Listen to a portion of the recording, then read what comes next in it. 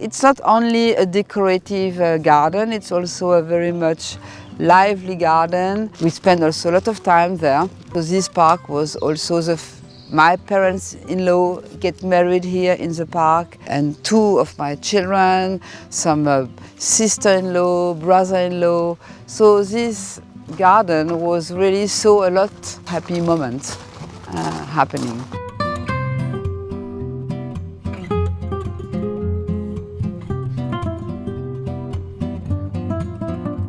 You're watching Homeworthy, where we believe every home has a story. So I'm going to take you in front of the house, the view of the house from the village. Because the house is built on the edge of the little village Champigny. So as you can see, the front part of the house is very simple. Really, the idea was not to show off. It's a big house, but very simple. No tower, no decoration. And this was really, I guess, what the owner, François-Philibert, wanted to have in front of the village, because he was very involved in the village, not to be the rich show-off guy. So here we did quite a lot of work last year, because we had a wedding of one of our sons, and as you know, when there is a wedding, it's always a good opportunity to do things in the house. So here there was only a stone. It was a big courtyard with only stone.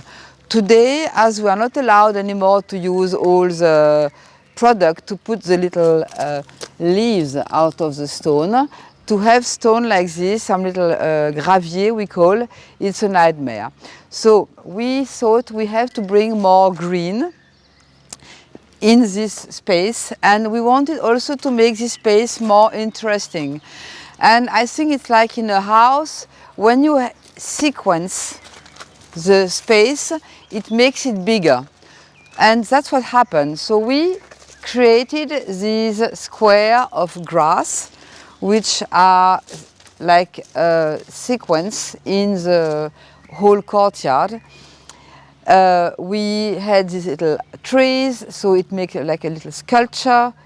It brings some movement and some rhythm in the space. And we put these cobblestones, which are coming from Vendôme, in fact from the stable that we have renovated to do our workshop. So they have really a meaning for us. They are really coming from there. So we have this entrance with them, and we did a space there also with these stones. So it's a nice architecture, garden architecture. And the lovely thing also here, we used to have a huge tree, which unfortunately was too old and dangerous. So we cut it off, and we were very sad when we did that. But the nice thing about this is that we suddenly discovered the tower, because the tower was always, I mean, we knew that there was a tower, of course, but it was really hidden by the tree and not very interesting. There was some iron things around, because we used to have a dog here. So it was not an interesting piece. And suddenly we discovered the tower. And even better, this beautiful tree, which I love because it's fantastic to make some bouquet, suddenly appears. And you know, I think as before there was a big tree, there was too much shadow. The flower, it was not existing. And suddenly, the sun arriving again, we have this fantastic tree and flowers that we can enjoy now. And as I'm a big fan of flowers, and we don't have so much flowers in this garden, because as I told you, it's an English garden, so it's more about trees. And in the English garden, you've got the rhododendron, but here on this ground, it's a very bad ground for rhododendron. So we have more trees. It's really a very green garden. The house, as I say, there is the oldest part of the house, which is from the 1617, we don't know exactly. So with this big tower, very strong tower, the windows used to be a little bit smaller. They have been enlarged by the ancestor. And then it has been enlarged in the years, I would say 1840, beginning of the 19th century. So in the style, a little bit in the style of the directoire. So you have very symmetrical architecture with the two towers, the center part coming out with what we call le perron, which is a stone terrace with a symmetrical staircase going down in the park. So a very symmetrical construction, directoire style.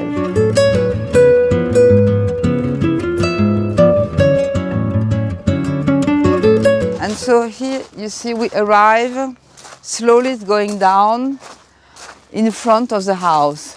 And that is where you really discover the interesting architecture of the house. On very old gravure, we can see this part, only this old part, with already some water, and the water was coming to the house. That's why this part of the house is so humid also, because there is water underneath. And here, in this tower, here there is water under the tower. So it's really, the water was always there. Just Jean-Philibert makes a drawing of this round curve, and in the middle there is a fontaine, and it's nice to have the noise of the water coming out. Let's go in front. You can really see the symmetry of the house. That was imagined by Jean-Philibert Dessaignes. So as I told you, it was this little part was bought in 1819, and his son, the son of Jean-Philibert, François-Philibert, make the extension of the house. So he did the central part and he did the symmetry here. You have really a directoire style with the top of the house with this triangle, the two towers, beautiful framing of the main doors here in tuffeau, which is a stone of the region. Unfortunately very fragile, so we had to restore them. We restored them some years ago because they were really in a bad shape. We had redone all the windows on the right side. We have to do next on the middle one and the one of the, but I think the one of the dining room, they are so beautiful, these old windows, that you don't want to take them away because it's very nice the way the glass is very irregular, like a Venetian old glass. So here you have what we call le perron, this stone little terrace with the two stairs coming down, and it's a very, very lovely space to have coffee, take aperitif and speak, because it's very warm. You have the sun warming the stone, and so it's very lovely. In summer, this region can become extremely hot because we are in the center of France, so it's continental. And in summer, I can remember days where you live inside the house with all the blinds closed. You are living in the darkness because you are looking for fresh.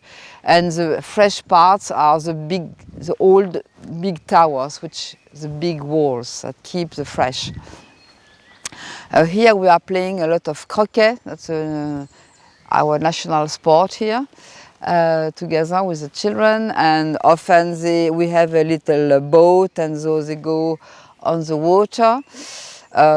It's not very deep, it's not incredibly clean, so it's not the best swimming pool you could imagine, but you know, it's nice, and you can, there are some fish and ducks coming. Depending on the season, it's changing. In spring, under this tree, and here, it's completely yellow,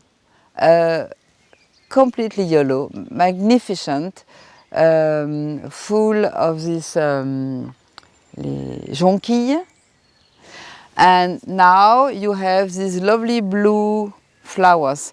This period is a very lovely period because you can really have the contrast between the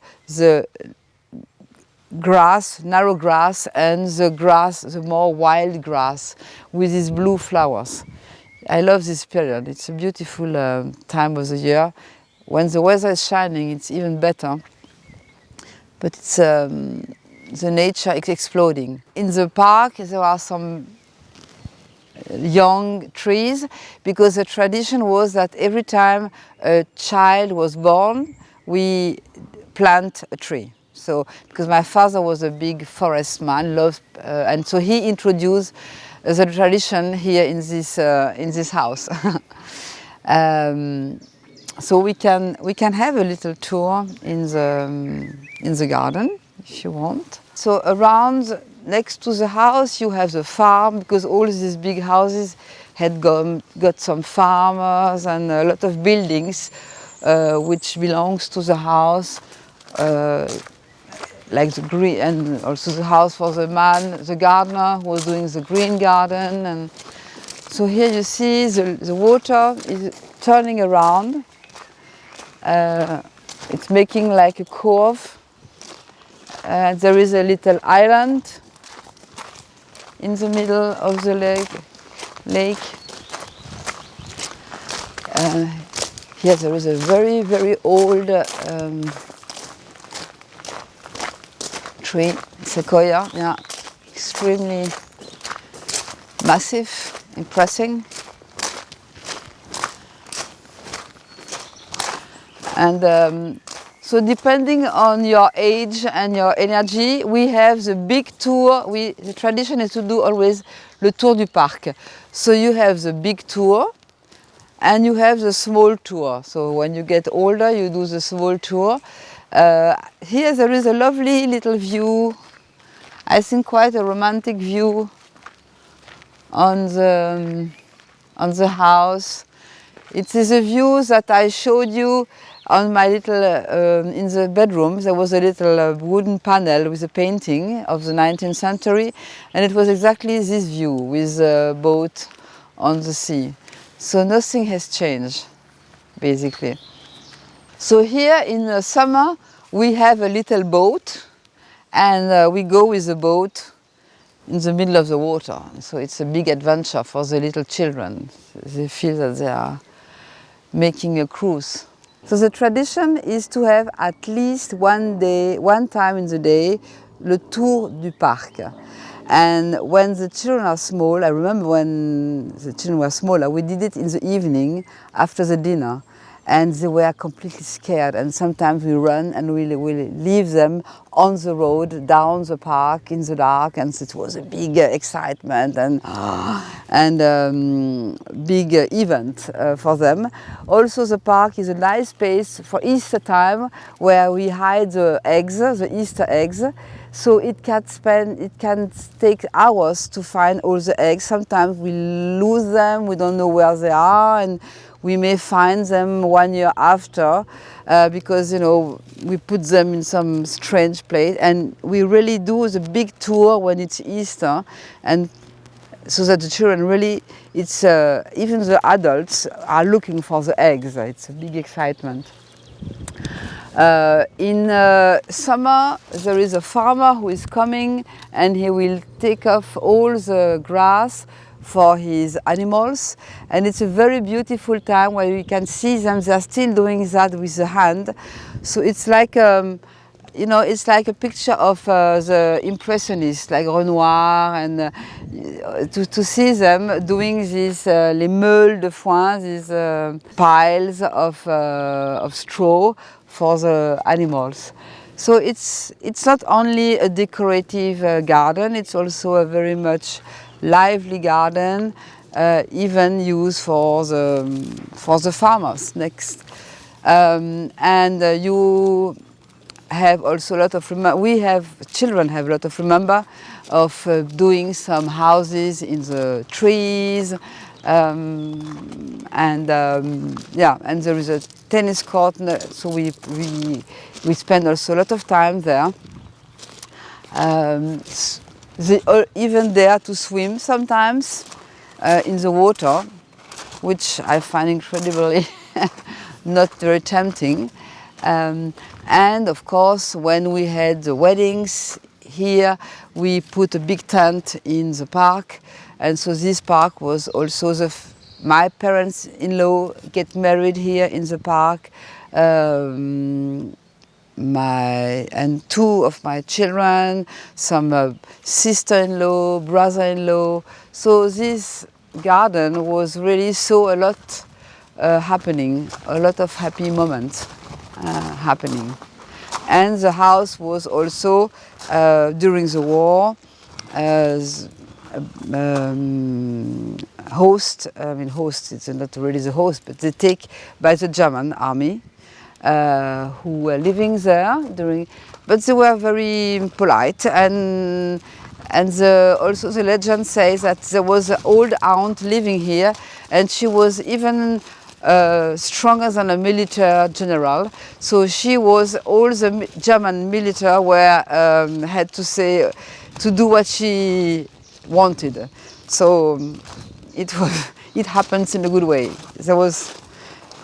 She know how to manage. Here we are in what we call l'allée des tilleuls. Tilleuls are these trees, and it's a very lovely space to have lunch in summer when it's very hot. It's really like a green deck that we have on top of our heads. So we spend a lot of time here with tables and entertaining in this allée des tilleuls. Very old trees. So here we are sur le perron, we call the perron, which is the warmest part of the garden, with this white stone reflecting. And so it's really where we love to sit on the stairs, here on the bank for the older one.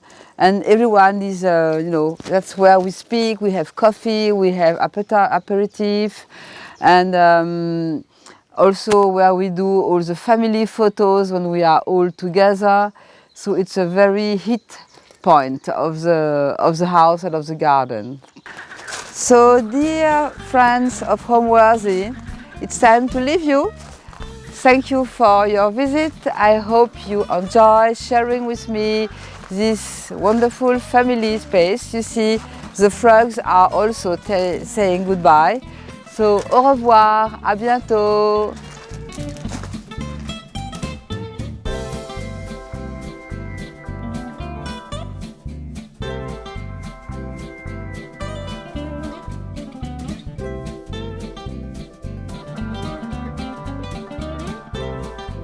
Thanks for watching. Be sure to go to homeworthy.com for exclusive content, shopping guides, and so much more.